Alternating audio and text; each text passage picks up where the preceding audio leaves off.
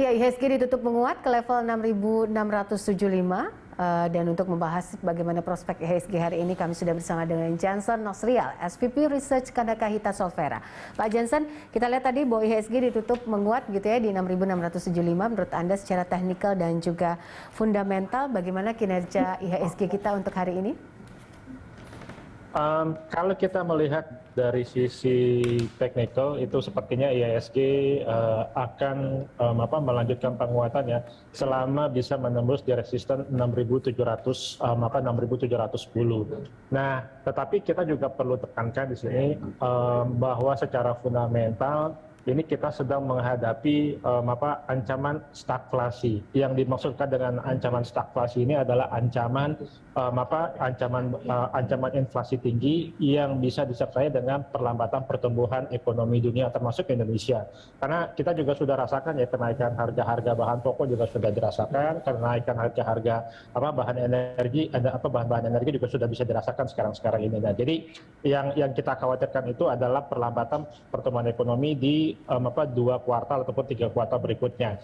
Nah, namun di satu sisi bahaya ancaman inflasi tersebut dibarengi juga dengan kenaikan harga komoditas. Jadi setidak-tidaknya IHSG itu penurunannya itu kalau misalnya ada potensi penurunan itu sepertinya terbatas karena masih ada potensi kenaikan harga komoditas untuk 6 bulan sampai 9 bulan yang akan datang karena sepertinya krisis energi itu juga sepertinya masih berlangsung hingga 9 sampai 2 bulan hingga 9 bulan sampai 12 bulan yang akan datang. Termasuk juga kita juga secara global juga kita mengalami supply shock secara pasokan. Jadi artinya sepertinya selama supply shock itu berlangsung, ancaman bahaya inflasi tinggi yang disertai dengan perlambatan pertumbuhan ekonomi dunia itu masih akan menghantui bayang-bayang penurunan IHSG. Nah, itu yang perlu kita waspadai. Jadi selama IHSG masih berada di support 6.610, nah itu IHSG masih bisa menembus di atas 6.700. Baik, Pak Jansen, kita tahu bahwa rencananya ini ya soal RDG BI ya hingga Kamis gitu ini akan menggelar itu. Kemudian kita tahu bahwa BI selalu masih menahan suku bunga. Nah, kalau Anda melihatnya sendiri seperti apa nih dari sisi pelaku saham sendiri? Oke. Pertama kita lihat dari inflasi year on year Indonesia itu sebenarnya masih relatif rendah, sekitar 1,6% ya per bulan November kemarin. Jadi ancaman inflasi tinggi belum terasa, tetapi yang saya khawatirkan itu kenaikan harga-harga bahan pokok dan kenaikan harga-harga energi itu juga sudah mulai dirasakan ya beberapa minggu terakhir. Nah, jadi yang saya khawatirkan itu takutnya nanti di kuartal keempat dan di kuartal 1 2022 itu akan terjadi slightly declining growth ya untuk perekonomian Indonesia. Nah, itu yang saya khawatirkan. Jadi kita juga perlu waspadai dengan adanya ancaman bahaya ancaman inflasi tinggi yang bisa menghantui Indonesia yang disertai dengan perlambatan pertumbuhan GDP. Nah, namun di satu sisi sektor komoditas nih ya sepertinya masih menopang IHSG hingga 3 bulan sampai 9 bulan yang akan datang, khususnya di sektor sawit dan di sektor batu bara. Terlepas dari G20 member mencanangkan harus ekonomi dunia itu bebas dari CO2 di tahun 2050, I'm not sure itu bisa terrealisasikan ya karena memang selama 7 tahun terakhir ini sektor energi mengalami underinvestment yang sangat luar biasa. Bagaimana pengaruh gerak rupiah Pak saat ini terhadap selera resiko investor di pasar modal sendiri?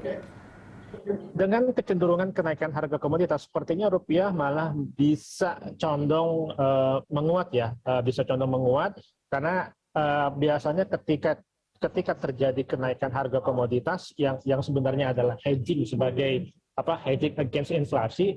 Nah, justru itu cenderungnya rupiah menguat ketika harga komoditas menguat. Nah, jadi artinya ada kemungkinan besar rupiah bisa bisa menguji menguji tes resisten antara 14.200 sampai 14.150 karena masih ditopang oleh kecenderungan kenaikan harga komoditas. Jadi artinya setidak-tidaknya daya beli konsumen Indonesia tidak terlalu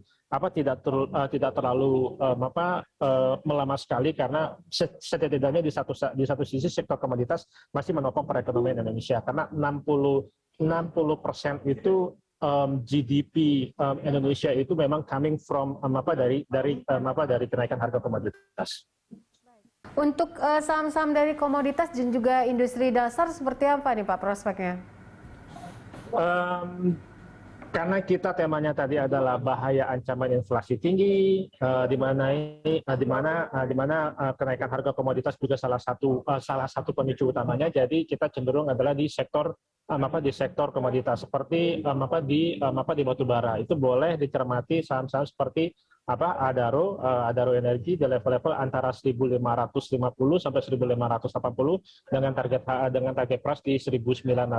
Lalu juga boleh mencermati saham LSIP London Sumatera di level-level buy weakness antara range price di 1.240 sampai 1.270 dengan target price di 1.700. Dan yang terakhir adalah saham Inco di level-level antara 4.600 sampai 4.650 dengan target price di 5.300. Jadi 6 bulan sampai 9 bulan yang akan datang itu IHSG itu masih ditopang oleh sektor komoditas.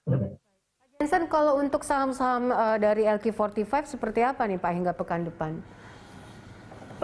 Sepertinya LQ45 juga masih ditopang oleh sektor komoditas ya, karena juga banyak sekali penghuni LQ45 itu dari sektor komoditas seperti Adaro Energi juga salah satu bobotnya juga cukup besar ya di LQ45, lalu juga ada juga PTBA di situ juga, lalu juga ada juga saham berbasis nikel seperti Antam juga itu cukup besar juga ya bobotnya di LQ45. Jadi LQ45 maupun IHSG itu masih di-driven oleh kecenderungan kenaikan harga komoditas untuk 6 bulan sampai 9 bulan yang akan datang, karena sepertinya supply shock itu masih akan berlangsung hingga tahun 2022. Bagaimana dengan esok Pak? Apa yang bisa direkomendasikan dan IHSG akan berada di level support dan resisten berapa kira-kira? Sepertinya masih side range ya, karena kalau kita lihat dari foreign inflow khususnya di equity, kita mengalami net inflow asing sekitar 2,9 miliar US dollar. Nah, jadi artinya ya IHSG hingga akhir tahun itu masih atraktif. Namun range itu masih agak-agak sempit ya, antara 6.710 sampai 6.750 karena juga tinggal 1 bulan lagi dan biasanya investor juga menunggu window dressing yang biasanya dilakukan pas menjelang akhir tahun di pertengahan Desember ataupun di awal bulan Desember. Jadi artinya IHSG masih side range di antara level-level antara 6.650 sampai 6.700 untuk pekan depan, dan untuk besok masih di range antara 6.630 sampai 6.690. Oke Pak Jensen untuk rekomendasi dan juga diskusinya bersama kami hari ini dalam Closing Market. Ya, baik.